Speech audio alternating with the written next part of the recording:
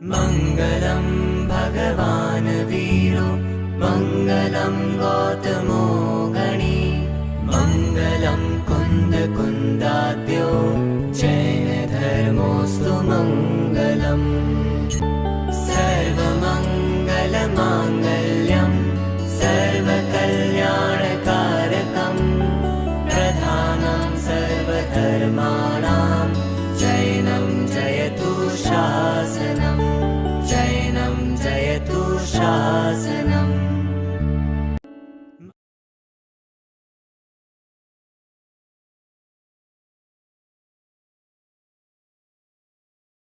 सत्संग महावीर स्वामी भगवान की, परम पूज्य आचार्य गुरु ऋषि विराग सागर जी महाराज की, परम पूज्य आचार्य गुरु ऋषि विनिश्चय सागर जी महाराज की, अहिंसमय विश्व जैन धर्म की।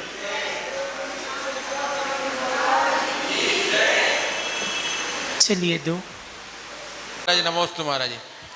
महाराज जी शिखर जी में इतनी सारी मंदिरें हैं, उन मंदिरों में कहीं आदिनाथ से लेकर महावीर स्वामी तक का कोई न कोई मूल नायक है, लेकिन एक मंदिर ऐसा भी है जहाँ आदिनाथ से महावीर स्वामी तक का कोई मूल नायक नहीं है।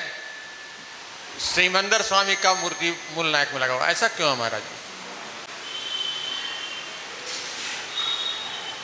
देखिएगा, पंचम काल है और पंचम काल में नाना प्रकार के लोगों की मतियाँ हुआ करती हैं।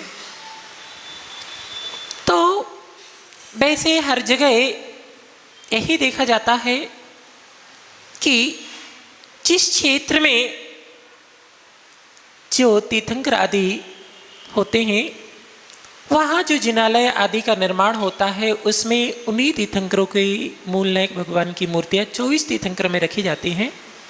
काल का दोष का हो या उनकी मति की विपरीतता का हो, जिसके कारण एक हट करके अपना एक मत बना करके अपने स्वच्छंदतापूर्वक का हो, अज्ञानतापूर्वक का हो, और उसमें जो वर्तमान में विदेश क्षेत्र में श्रीमंदिर आदि विद्यमान 20 तीर्थंकर हुआ करते हैं, उनमें से वह है श्रीमंदिर स्वामी।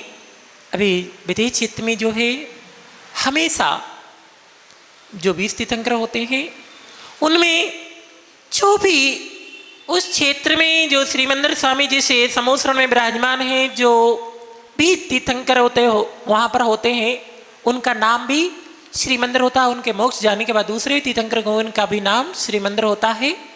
तो वो श्रीमंदिर आदि विदेश क्षेत्र में हमेशा विद्यमान रहते हैं।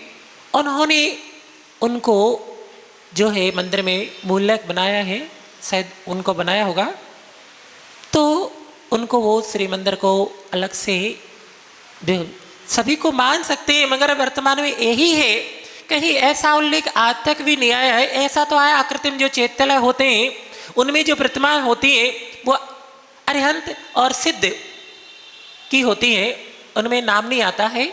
मगर भरत क्षेत्र में, ऐरावत क्षेत्र में 24 तीर्थंकर होते हैं। तो वहाँ जिन जिन जिलालयों में मूल नायक होते हैं, वहाँ के क्षेत्र में जो तीर्थंकर होते हैं, उन्हीं को ही किसी न किसी तीर्थंकर को मूल नायक में लिया जाता है। तो वो श्रीमंदिर स्वामी तो है, कहाँ पर है? विदेश क्षेत्र में है। उन्होंने उनको बनाया है। अब उनकी इस तरह का प्रकार की सोच है, उन्होंने कहीं से ऐसा पढ़ा हो। श्रीमंदिर स्वामी को तो अपन विराजमान करते हैं, विद्यमान 20 तीर्थंकर भगवान की मूर्तियाँ होती हैं, मगर मूल नायक में आज तक देखने में नहीं आया है। मगर उनका एक अलग है, उन्होंने चलाया है कि उनको मूल नायक के रूप में भी वो विराजमान करते हैं। तो उनकी क्या सोच है, कहाँ से उन्होंने ऐसा पढ़ा है, आज तक हमारे लिए ऐसा कोई देखने में, सुनने में, पढ़ने में नहीं आया है कि कहीं पर भी जिनालय हो और जिनालयों में मूल नायक के रूप में जो वर्तमान में 24 तीर्थंकर हैं, उनके अलावा कोई को विराजमान किया गया हो।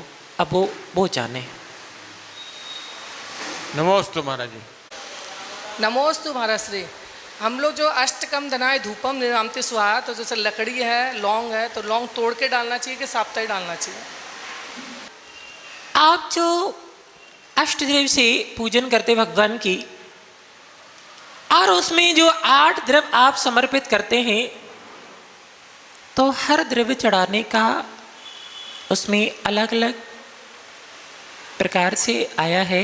जैसे जल चढ़ाते हैं तो उसमें आप कामना करते, भावना भाते भगवान से कि हे भगवान, हमारा जो अनादि से आत्मा में जन्म जरा मृत्यु रूपी जो रोग लगे हुए हैं, जिसके कारण हम परिवहन कर रहे हैं संसार में, दुखों को प्राप्त कर रहेंगे, ऐसी हमारी भगवान आत्मा संसार में भटक रही, किसके कारण? कर्म के कारण। तो ये भगवान हमारा ये जन्म जरा मृत्यु रूपी रोग समन हो, ऐसी चंदन आदि में भावना आते। अब आपका प्रश्न है कि जो धूप चढ़ाते हैं, तो धूप का मतलब होता है कि दिखना, जो अष्टांग धूप होती है, क्या होती है? अष्टांग धूप होती है। जिस प्रकार से आप अग्नि में उसको खेते हैं तो वो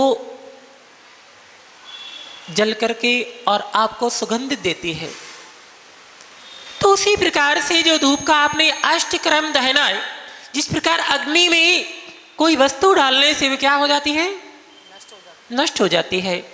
उसी प्रकार से हम भगवान की पूजा करते हुए भावना भाते हैं कि भगवान, हमारी आत्मा में जो अनादि से 8 कर्म लगे हुए हैं, ऐसे हमारे कर्म भी जैसे अग्नि में सब नष्ट हो जाता है, ऐसे ही भगवान मैं इसलिए धूप को खे रहा हूँ अग्नि में कि मेरे भी आत्मा से लगे हुए जो कर्म है, अग्नि की भांति जैसे अग्नि में धूप जल जाती है, ऐसे हमारे कर्म भी नष्ट हो जाए। इस भावना से हम धूप को अग्नि में जो है समर्पित करते हैं। अब रही बात आपकी लौंग की, तो लौंग का नहीं आया, आप उसमें लवंग रखी हुई, लवंग तो किस में आती है? फल में आती है। अब ये आपका प्रमाद कहो या आप जो है उसमें लोभ कहो या आपके भाव नहीं हो रहेंगे, जो आप अग्नि में और धूप की जगह लौंग डालते हैं, अग्नि में भी डालते, वो ऐसे चढ़ा देते। तो वास्तविकता में जब हमारे भाव तद्रूप हैं कि हमारे कर्म का नाश हो, तो अष्टकर्म दहनाए, जैसे अग्नि में सब कुछ जल जाता है, ऐसे ही हम धूप को अग्नि में खेते हैं कि भगवान मेरे भी कर्म जो है कैसे हो जाए? नष्ट हो। तो वो धूप ही अग्नि में खेनी चाहिए। मगर अब जैसा चल गया है, लोग वक्त चल रहा है, जो परंपरा आदि है, जो भी चल रहा है, उसको लेकर के अपनी औपचारिकता कर लेते हैं। पहले भी जो धूप खी जाती थी, बोला जाता था धूप को ही खाया जाता था। अब जो है धीरे धीरे करके ये सब धीरे धीरे समाप्त होता जा रहा है। आगे की पीढ़ी देखेगी तो वो और उसमें शिथिलता आती जाएगी, और वो इन सारी चीज़ों का जो आगमिक व्यवस्था है उसका धीरे धीरे लोप होता जाएगा।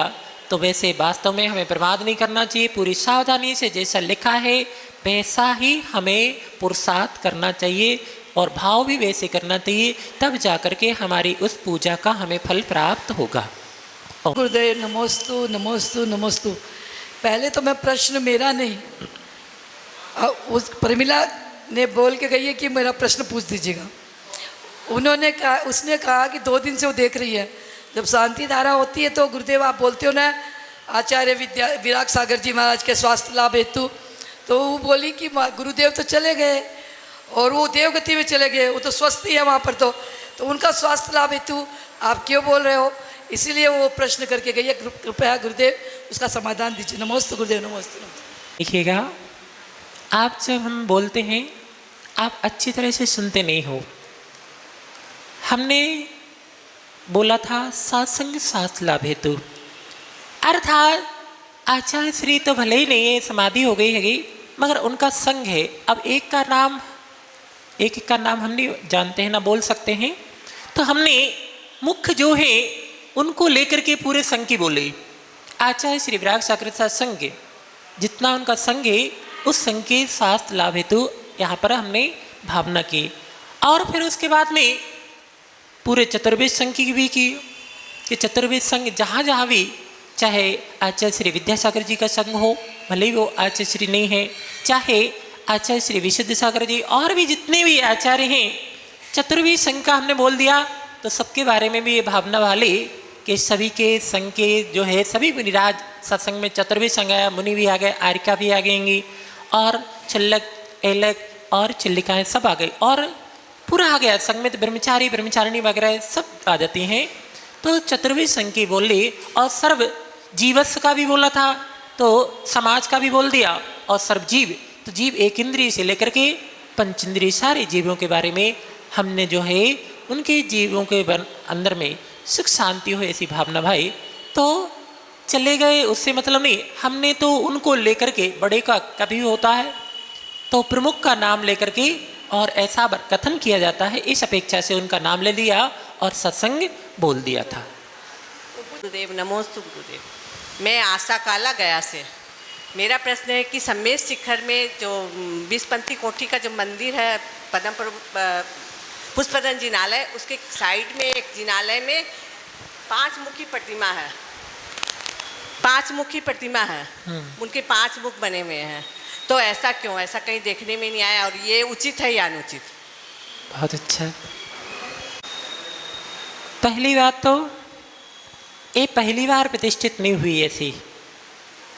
अभी भैया बता रहे थे लंदन में ऐसी प्रतिमा बनी हुई। ये इसका प्रतीक है कि भगवान समूह शरण में बैठते हैं, चाहे आदिनाथ भगवान हो, चाहे अजितनाथ भगवान हो, चाहे भगवान अंतिम महावीर स्वामी 24 भगवान के। आप लोगों ने समूह शरण में अच्छे से पढ़ा होगा कि समूह शरण में भगवान तीर्थंकर कितने होते हैं? एक ही होते हैं।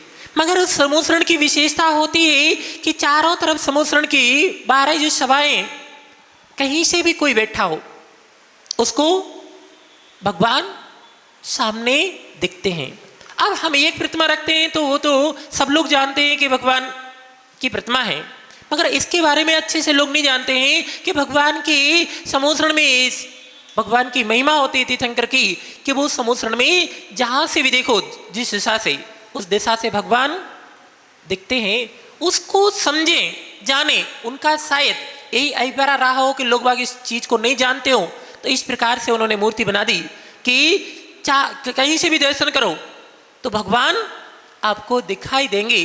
इसका उनको दर्शाने के लिए भी उनका अभिप्राय रहा हो, तो उन्होंने चारों तरफ या 5 तरफ जहाँ से भी देखो भगवान के दर्शन होंगे। और कोई दोष नहीं, भगवान के समूह शरण में जरूरी नहीं है पूर्व दिशा में ही हो, किसी में हो, भले ही भगवान मुख्य रूप से पूर्व दिशा में बैठते हैं मगर उनका सभी दिशा में दिखाई देता है।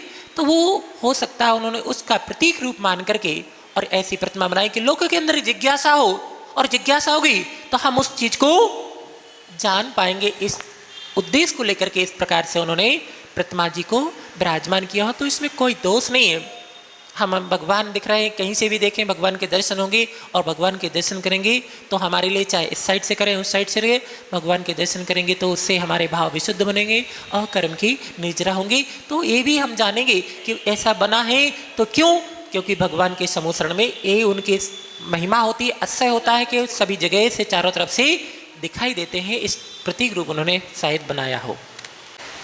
नमोस्तु महाराज श्री, नमोस्तु महाराज श्री, नमोस्तु महाराज श्री। मैं कुसुम राव का गया से, मेरी शंका है कि जैन धर्म में अष्टमी और 14 को ज़्यादा महत्व दिया जाता है और इसी दिन उपवास व्रत किया जाता है, क्यों? एक सामान्य तिथि, उसी में अष्टमी और चतुर्दशी और पंचमी भी होती हैं। अष्टांग का 10 लक्षण 16 कारण आदि पर्व तो आप जानते हैं शाश्वत तिथि हैं। ऐसी अष्टमी और चतुर्दशी भी शाश्वत तिथि है। अभी हम श्रावकाचार संग्रह का स्वाध्याय कर रहे थे। बसुनंदी श्रावकाचार का भी अभी हमारा स्वाध्याय भी समाप्त हुआ था, आचार्य भगवान बसुनंदी स्वामी करे थे। उसमें अष्टमी, चतुर्दशी और पंचमी इन तिथियों का महत्व बताया था। पंचमी का इसलिए महत्व है क्योंकि ये संसार में कितनी गति होती है? 4 गति होती है। और सिद्ध शिला को, जहाँ सिद्ध भगवान विराजमान होते हैं, उसको पंचम गति बोला जाता है। तो पंचमी का इसलिए महत्व है कि हम भावना भाते हैं कि हे भगवान हमें ऐसे पंचम गति की प्राप्ति हो। इस कारण से पंचमी का महत्व है, और जो है उसको हम जो है शाश्वत रूप में भी मानते हैं। पंचमी आदि का व्रत भी होता है। अष्टमी का इसलिए महत्व है कि भगवान संसार में जो संसारी जो 3 लोक है उसमें 7 प्रकार की वसुधा होती हैं। वसुधा नहीं, पृथ्वी होती है, 7 पृथ्वी, उनका भी श्रावक संस्कार साधना करके हमारे द्वारा कृति है, उसमें 7 पृथ्वियों के संसार की वर्णन है। और जहाँ सिद्ध भगवान है उसे अष्टम वसुधा बोलते हैं। ऐसे कर्म भी 8 होते हैं और 8 कर्मों को नष्ट करके जीव 8 गुणों को प्राप्त करता है। तो ऐसी जो है अष्टमी को अष्टम वसुधा की हमारे लिए प्राप्ति हो, हमारे 8 कर्म नष्ट हो और हमें 8 गुण जो हमारे आत्मा में विद्वान है ऐसे 8 गुणों की प्राप्ति हो, इसलिए अष्टमी का महत्व है। और चतुर्दशी का भी उसमें आया है कि गुण स्थान कितने होते हैं? 14। 14वें गुण स्थान में कौन होते हैं? अयोग केवली। तो अयोग केवली अर्थात जिनका 5 लघु हस्त समय, शब्द को बोलने में जितना समय लगता है इतना समय 14वें गुण स्थान का अयोग केवली का है। उसके बाद नियम से सिद्ध अवस्था को प्राप्त कर लेते, घाती अघाती कर्म को नष्ट करके सिद्ध हो जाते। ऐसे हम भी चतुर्दशी की इस पर्व की एक विशेषता को जानते हुए ये भावना भाते हैं कि हे भगवान हमें भी ऐसे 14वें गुण स्थान की प्राप्ति हो। इस भावना से चतुर्दशी का महत्व ऐसा और भी ग्रंथों में, श्रावकाचार्य में, वसुंधरी श्रावकाचार्य में उसकी महिमा को बताया गया। तो हमारा इसलिए हम इस दिन विशेष भगवान की जो है पर्व मान करके ऐसे उसको पर्व मानते हैं, ऐसी भावना हम बाते हैं, इसलिए इसका महत्व दिया गया है। नमोस्तु गुरुवर, नमोस्तु नमोस्तु। मैं रेखा अजमेरा गया से। गुरुवर मेरी शंका है कि जैसे वैराग्य होने का उपयुक्त समय, जैसे घर गृहस्थी से निकल के अगर कोई दीक्षा निकल लेता है तो वो क्या है? जैसे लेडीज़ लोग, मतलब अभी हमारी फ्रेंड एक सीमा गंगवाल यहाँ से मतलब गई और दीक्षा हो रही है उसकी, तो वो मैंने कोई जैसे हम लोग भी कभी कभी ऐसे बोल देते हैं कि अपने हस्बैंड को, बच्चों को छोड़कर वो निकल गई है, तो क्या वो सही है या गलत? ये मतलब मेरी शंका है। बहुत अच्छा है। देखिएगा, इस जीव का वास्तविक पुरुषार्थ तो मोक्ष मार्ग पे बढ़ने का ही वास्तविक पुरुषार्थ है। ये बात अलग है कि जीव जब मोह की, राग के उस बंधन में बंधा रहता है, उसका प्रभाव होता है, तो जीव अब अपने एक गृहस्थ जीवन को स्वीकार करके अपने जीवन निर्वाह के लिए पुरुषार्थ करता है। कब करता है? जब उसको वैराग नहीं होता है। वैराग नहीं होता है तो आत्मकल्याण का पुरुषार्थ वह नहीं करता है। और जब जैसे ही उस जीव का तीव्र पुण्यक्रम का उदय आता है, क्या आता है? तीव्र पुण्यक्रम का उदय आता है। जिन संसार शरीर भोगों में वह आनंद मान रहा है, परिवार आदि सदस्यों में संबंध में राग कर रहा है, ये सब क्या है? संसार के कर्म आश्रव बंध के हेतु कारण है।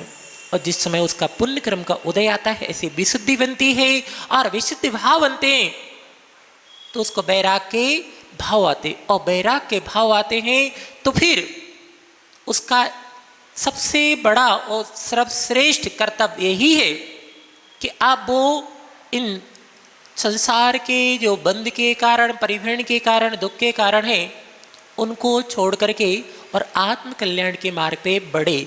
उस समय वो अपने वास्तविक कर्तव्य और आत्मित के पुरुषार्थ का जो है वह कार्य कर रहा है, तो वो गलत नहीं कर रहा है, हर जीव का है।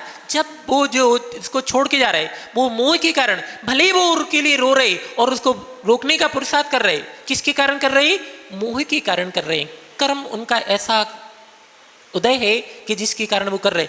जब उन जीव को भी जब पुण्य क्रम का उदय आएगा, वो जब उसके अंदर वैराग आएगा, तब उसको समझ में आएगा कि मैं भी यही मुझे पुरुषार्थ करना चाहिए। मैंने उस समय जो गलत पुरुषार्थ किया था वो गलत था, मुझे ऐसा नहीं करना चाहिए। तो वास्तविक पुरुषार्थ तो इस जीव का मनुष्य प्रिय को प्राप्त करके यही करना चाहिए कि उसको संसार शरीर भोगों से विरक्त होकर के आत्म कल्याण का पुरुषार्थ करना चाहिए। मगर क्या करे?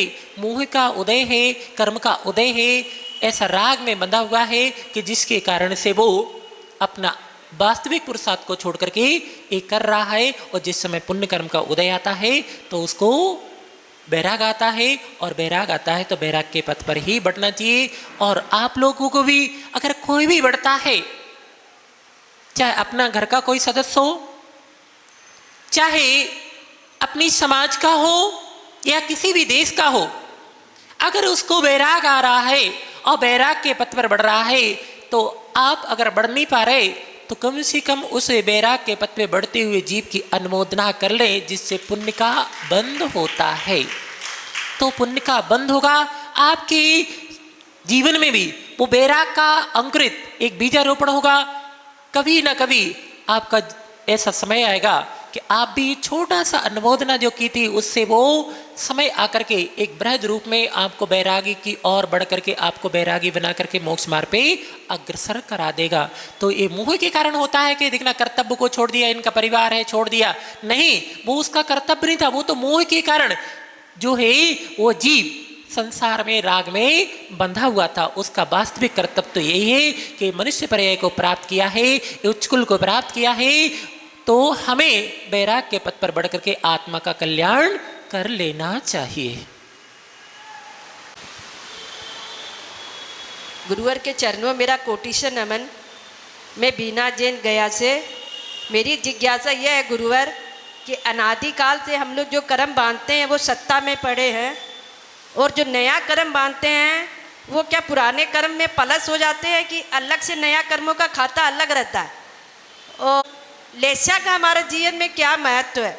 नमोस्तु गुरुवर। मेरी देखिएगा, यहाँ पर नए और पुराने का आत्मा के साथ कोई ऐसा संबंध नहीं होता है। हमने कल आपको बताया था कि आत्मा से अनादि से कर्म लगे हुए हैं, और कर्म लगे हुए हैं अपनी अपनी स्थिति को पूर्ण करके वो कर्म उदय में आते हैं, और कर्म उदय में आ रहे हर समय पुरुषार्थ भी जीव के हर समय चल रहा। समय काल की सबसे छोटी इकाई है। हर समय जीव के भाव आदि शुभ अशुभ में हो रहेंगी, और हर समय योगों की स्थिति शुभ अशुभ में हो रहेगी। हर समय कर्म बंध रहे, और वो बंध रहे सब लग रहा है आत्मा के प्रदेशों के साथ जो है एक में हो रहे, मगर सारे कर्म जो है अपनी अपनी सत्ता में हैं। कैसे हैं? अपनी अपनी सत्ता में। ऐसा नहीं है कि ज्ञानावरणी का भी कर्म आया और पहले और दूसरे कर्म बने थे, उसमें मिलकर के वो समान नहीं हो जाते। वो अपने रूप में रहते हैं, अपने स्वरूप में रहते हैं, और जो कर्म पहले के थे वो अपने रूप स्वरूप में रहते हैं, और अपनी स्थिति के अनुसार वो जो है उसी प्रकार से उदय में आते हैं और वो ही फल देंगे। ऐसे नहीं कि उसमें दूसरे कर्म थे उसमें मिक्स होकर के दूसरे कर्म रूप परिवर्तित हो जाए, तो ऐसा नहीं होता। जैसे सिद्ध भगवान होते, और सिद्ध भगवान में एक सिद्ध भगवान के 8 प्रदेशों में अनंत सिद्ध जो है समाहित होते, मगर सबकी सत्ता अपनी अपनी स्वतंत्र होती है। ऐसे नहीं कि उनमें मिल गई। जैसे निगोदिया जीप में भी संसार में एक निगोदिया जीप में कितने रहते हैं? अनंत निगोदिया जीव होते हैं। सब की सत्ता भिन्न भिन्न है, सबके कर्म भिन्न भिन्न है, और कभी एक दूसरे से मिलते नहीं है। तो यहाँ पर भी आत्मा से जो कर्म लगे हुए, चाहे पूर्व के हों, चाहे वर्तमान के हों, चाहे भविष्य में आए, वो सब अपनी अपनी सत्ता को लिए हुए हैं, अपनी अपनी स्थिति को लिए हुए हैं, अपने अपने स्वभाव को लिए हुए हैं, और अपनी अपनी स्थिति के बाद जो है कर्म उदय में आकर के अपना फल नियम से बेसी तद्रूप देते हैं। अब लेस्या का रहा, तो लेस्या जो कसाय से अनुरंजित जो जीव की कर्म स्थिति होती है उसे लेस्या कहते हैं। ये 6 प्रकार की होती है। 3 अशुभ होती हैं और 3 शुभ होती हैं। कृष्ण, नील, कापोत, अर्थात तीव्र कसाय से अनुरंजित परिणाम जो होते हैं वो किस लेस्या में होते हैं, उससे थोड़ी सी और न्यून होते हैं वो नील लेस्या में होते हैं, उससे और थोड़े से और न्यून यानी प्रणामों में निर्मलता आती है तो कापोत लेस्या होती है। ये 3 अशुभ लेस्या है और 3 शिव होती है, पीत, पद्म और शुक्ल। जैसे जैसे उसके परिणामों में विशुद्धि बढ़ती जाती है वैसे वैसे वो शुभ लेस्या की ओर आता जाता है और प्रणाम बिल्कुल साफ सुथरे कसाय से रहित वहाँ होती है शुक्लेस्या। और शुक्लेस्या वाला जो जीव होता है वहाँ परिणाम उसके बिल्कुल कैसे होते हैं, बिल्कुल शाम और बिल्कुल शुभ भाव होते हैं। आप लोगों ने एक वृक्ष देखा होगा मंदिरों में बना रहता है, इसलिए पहले मंदिरों में ये सब चीज़ें चित्र रूप में बनाई जाती है कि कम से कम इनको देख करके हम जो है डायरेक्ट उसको देख करके और हमारे मन में उसको जानने के और समझने के अच्छी तरह से समझ सकते हैं। तो आपने देखा होगा एक वृक्ष लगा हुआ है और वृक्ष लगा हुआ है, एक 6 पथिक किसी मार्ग से गुजर रहे हैं और गुजरते हुए उन 6 को भूख लगती है। तो भूख लगती है, वो देखते हैं कि एक पेड़ है उसमें बहुत सारे आम लगे हुए हैं, जिसकी कृष्ण लेस्या थी वो सोच रहा है क्यों ना इसको वृक्ष को ही पूरा उखाड़ करके और फिर उसके आम खाए जाए। इस प्रकार से तीव्र अशुभ भाव, तीव्र कसायमय भाव किसके हो रहे, कृष्ण लेस्या वाले के। दूसरे के अंदर में थोड़े से परिणामों में निर्मलता आई, वो सोच रहा है पेड़ को क्यों खाड़े, जहाँ से डहलियाँ लगी हुए इस तने को छोड़ दो, डहलियाँ जहाँ से लगी है वो डहलियों को काटो और वो आम खाएंगे। तो उसने उस तने को छोड़ दिया और डहलियाँ के काटने का पुरुषार्थ करने लगा। फिर जो है तीसरा उसके परिणाम में और निर्मलता आई, वो सोच रहा है पूरे तने को क्यों काटे, इस तने के पास डहलियों के पास जहाँ छोटी छोटी डहलियाँ हैं जिसमें आम लगे हुए हैं उनको ही काटे, इस वृक्ष को खड़ा रहने दे। अगला सोच रहा है ये तीव जो है ये अशुभ लेसा है, उसके परिणामों में भी जो है थोड़ी थोड़ी मनता हुई। अब 3 शुभ लेस्या वाले, अब वो सोच रहा है कि इस पेड़ को पूरा डहलियों को क्यों काटा जाए, जिसमें आम लगे हुए हैं उनको आम के गुच्छे लगे रहते हैं, गुच्छों को ही काट लिया जाए, उसमें कच्चे पक्के दोनों प्रकार के, इस वृक्ष को क्यों काटे। तो उसके परिणाम में कितनी विशुद्धि बनी कि उसके भाव उस पेड़ को भी नष्ट करने के नहीं हुए। अगला सोच रहा है उसके अंदर में पद्मलेस्या वाला कि इसमें कच्चे आम भी लगे हुए हैं और पक्के भी लगे हुए हैं, हमें तो खाना है, भूख लगी हुई है, पक्के आम खाना है, तो कच्चे आम को क्यों तोड़े, पक्के पक्के आम तोड़ लें और उससे अपनी उदर की पूर्ति। और फिर शुक्लेस्या वाला है वो भी उसके अंदर में उसको भी भूख लगी है, वो सोच रहा है उसको तोड़ेंगे तो क्या होगा, जीवों की प्रार्थना होगी, वो पक गया है, थोड़ा सा इंतजार कर लें और वो पकने के बाद में जो है हवा चलेगी, वो पक गया है तो नियम से गिरेगा, वो गिरेगा, हिंसा भी नहीं होगी और अपनी क्षुधा की वेदना भी शांत हो जाएगी। तो जैसे जैसे जो है परिणामों में तीव्रता आती है तो वैसे वैसे लेस्या उसकी अशुभ होती जाती है, जैसे जैसे परिणामों में निर्मलता आती है वैसे वैसे उसके परिणाम निर्मल शुभ होते जाते हैं। तो ये एक उदाहरण है।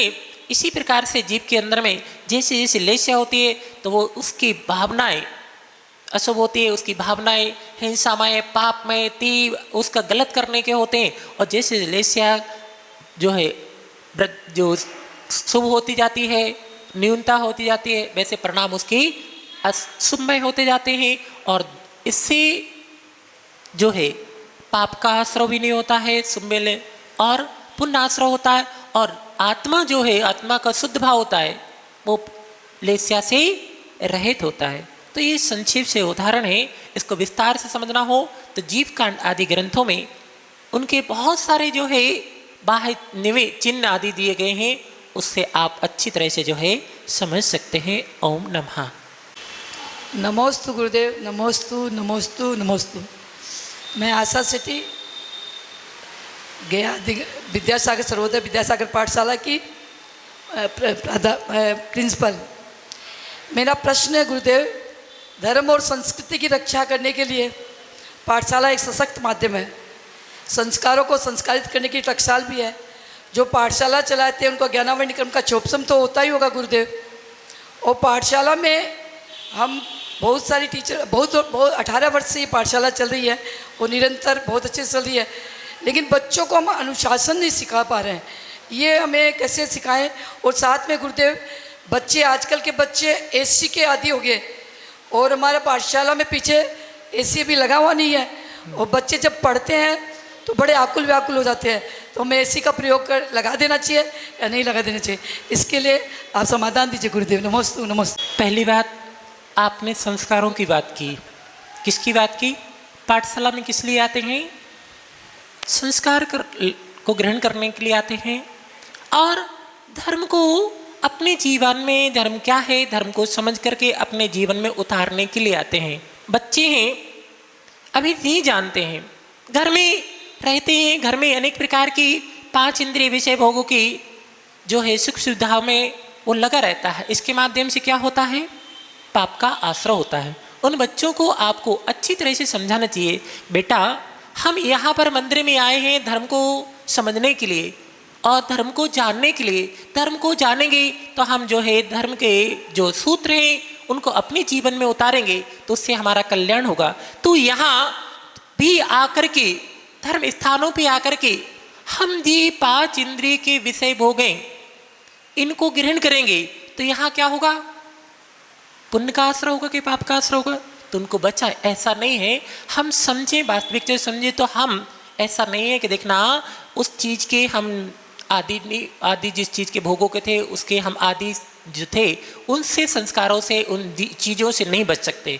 उन बच्चों को प्यार से समझाएं कि बेटा हम यहाँ पर इन विषय भोगों जो कर्म के आश्रयभूत है, एसी हो, पंखे हो, इस दुनिया की जो चीज़ें हैं ये हमारे लिए कर्म आश्रय का कारण है। तो बच्चा समझेगा तो उसको भी इन चीज़ों का विकल्प नहीं होगा।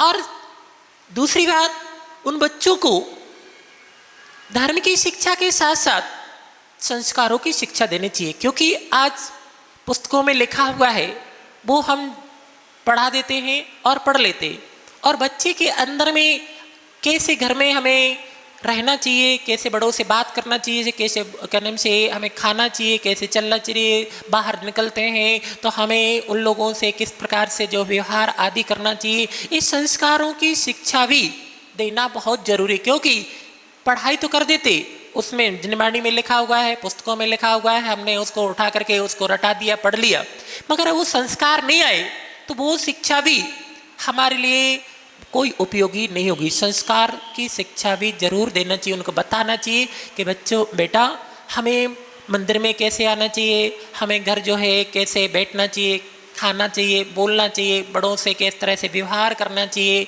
उनकी बात मानना चाहिए, छोटों से किस प्रकार से व्यवहार करना चाहिए। बाहर आदि जो लोग हैं अनेक प्रकार के हैं तो उनके बारे में बताएं कि वो लोग हैं तो हमें उनसे भी किस प्रकार से संबंध आदि, बर्ताव आदि करना चाहिए। ये संस्कारों की शिक्षा भी देना बहुत जरूरी है। तो पढ़ाने के साथ साथ आप जो है इन संस्कारों की शिक्षा भी दें तो उनका जो संस्कारमय होंगी तो वो धर्म की जो शिक्षा ग्रहण कर रहेंगे वो उनके लिए बहुत ही जो जीवन के लिए कार्यकारी और उपयोगी और हितकर बनेगी। हम मात्र किस पुस्तकों को लेकर के उसको पढ़ा देते हैं, संस्कारों की नहीं देते हैं, वो पढ़ लेते हैं। जैसे लौकिक शिक्षा भी है, पढ़ लिया, उनका उद्देश्य क्या है उसके पढ़ने के पीछे? पैसे कमाना, जॉब करना, मगर उस ज्ञान अर्जन करने का उनको कोई जीवन में संस्कार नहीं है तो वो कुछ भी करते रहते हैं, तो वो ज्ञान भी उनके जीवन के लिए अहितकर हो जाता है। इसलिए पाठशालाओं के माध्यम से हम सम्यक ज्ञान की शिक्षा देते हैं और सम्यक संस्कारों को भी हम बताएं तो उनका जीवन जो है बहुत अच्छा और सुख शांति में बन सकता है। तो उनको समझाना चाहिए कि हम यहाँ पर पाप से बचने के लिए आए, हम इन सब चीज़ों का यहाँ उपयोग करेंगे जो घर में कर रहे थे तो वहाँ पर भी पाप का आश्रय हो रहा था और यहाँ पर भी करेंगे तो फिर यहाँ पर भी पाप का आश्रय हो, तो फिर हम पाप से बचेंगे कहाँ, कैसे? इस तरह से उनको बच्चों को बताएंगे तो वो एसी का प्रयोग नहीं करेंगे, एसी का छोड़ो ये पंखे का भी प्रयोग नहीं करेंगे। उनको बताएं तो मगर आप उनको देते जाओ फैसिलिटी तो वो यहाँ पर भी आएंगे। जैसे अभी देखना जयपुर में गए थे हम, तो जयपुर में हमने देखा कि वहाँ एक ध्यान केंद्र बना हुआ था। क्या बना था? ध्यान केंद्र। तो ध्यान केंद्र का मतलब होता है जहाँ हम अपने योगों को संभाल करके और मन को स्थिर करके कि जो है कि नहीं पंच परमेष्टि या किसी प्रकार का हम जो चिंतन करके और अपने आत्मा को मन को स्थिर करके पापों से बचे, मन को बचाएं। तो ये उद्देश्य होता है। वहाँ देखा हमने ध्यान केंद्र बना था, उसमें एक छोटा सा हॉल था और उसमें कम से कम 2 या 3 एसी लगी थी। अब वहाँ जो ध्यान केंद्र में जा रहा है तो वहाँ उसका मन किस में लगेगा? वहाँ ऐसी लगी हुई गर्मी हुई, उसको स्पर्श इंद्रिय का जो है विषय भोग चल रहा है, आनंद आ रहा है। वो ध्यान का आनंद नहीं आ रहा है, किसका आनंद आ रहा है? ऐसी का आना रहा है। तो उसको वहाँ आने के बाद मंदिर में आया है और उसको ध्यान केंद्र में आया है, वहाँ पुण्य आश्रय हुआ कि पाप आश्रय हुआ? इतने सारे हमने विषय भोग चल रहे, आनंद इसका आ रहा है, तो कहाँ कौन सा आश्रय होगा? तो उन चीज़ों को बताएं कि हम यहाँ मंदिर में आए हैं, गुरुओं के पास आए हैं, ध्यान केंद्र में आए हैं। ध्यान का मतलब होता है हम मन को स्थिर करें। हमने ध्यान का आपको लोगों को अभी इष्टोपदेश चल रहा था, ध्यान की सामग्री बताई थी। तो आप उन सामग्री को जुटाएंगे, उन अपने इंद्रिय मन को कंट्रोल करेंगे, सहनशीलता लाएंगे, अपने कदम से शरीर को दुख आदि सहने वाला बनाएंगे, तब जाकर के मन जो है आपका स्थिर होगा। और मन स्थिर होगा तो वो ध्यान होगा, वो ध्यान आपके कर्म की निजरा का कारण बनेगा। और भोग सामग्रियों का हम भोग करते रहेंगे, 5 इंद्रियों के विषय का आनंद लेते रहेंगे, तो ध्यान नहीं होगा। क्या होगा? वहाँ पर भी उसी स्पर्श इंद्रिय का आनंद चल रहा है, उसमें आनंद आ रहा है, तो क्या चल रहा है? आर्त और रोध ध्यान चल रहा है, उससे पाप का आश्रय हो रहा है। ऐसे ही हम अपने बच्चों को बताएं पाठशाला में कि हम यहाँ पर जो है काय के लिए आए? पापों से बचने के लिए। घर पे तो सारे भोग चले रहेंगे, अब यहाँ पर भी हम भोगों का 5 इंद्रिय विषय भोगों का सेवन करेंगे, तो फिर हमारा ये सब पाप का आश्रय का कारण बनेगा। तो क्या मतलब हुआ? तो बच्चे समझेंगे और समझेंगे तो वो मना करेंगे और आप देते जाओगे। तो शरीर है, जितना जितना इसको विषय भोग मिलता जाएगा उतना उतना शरीर उस भोगों का गुलाम बनता जाएगा। और गुलाम बनता जाएगा तो यहाँ पर भी भोग करेगा, वहाँ पर भी भोग करेगा, यहाँ पर भी पाप का आश्रय होगा, वहाँ पर भी पाप का आश्रय होगा। तो फिर पाप कहाँ छीन करेगा? इसलिए बच्चों के, छोटे बच्चे हैं, अच्छी तरह से उनको समझाओ प्यार से, तो बच्चे की समझ में आएगा और उन चीज़ों से बचेगा। ओम नमः शिवाय। मैं सत्संग महावीर स्वामी तम नाश वे को ज्ञान के प्रकाश वे को आपा पर भास वे को भानु सी बखानी है। छहो द्रव्य जान वे को बंध विधि भान वे को स्वपर पहचान वे को परम प्रमानी है। अनुभव बताए वे को जीव के जताए वे को काहू ना सताए वे को भव्य और आनी है। जहाँ तहाँ तार वे को पार के उतार वे को सुख विस्तार वे को यही जिनवानी है।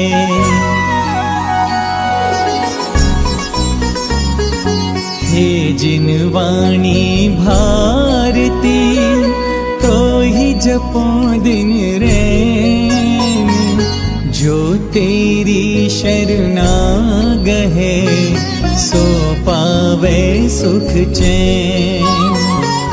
जावाणी के ज्ञान ते सूझे लोकालोक,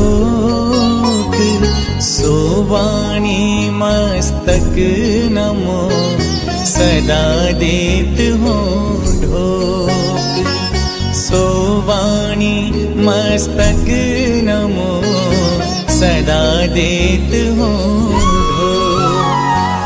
देव भजो अरिहंत को गुरु सेवा निर्ग्रंथ, दया धर्म पालो सदा यही मोक्ष का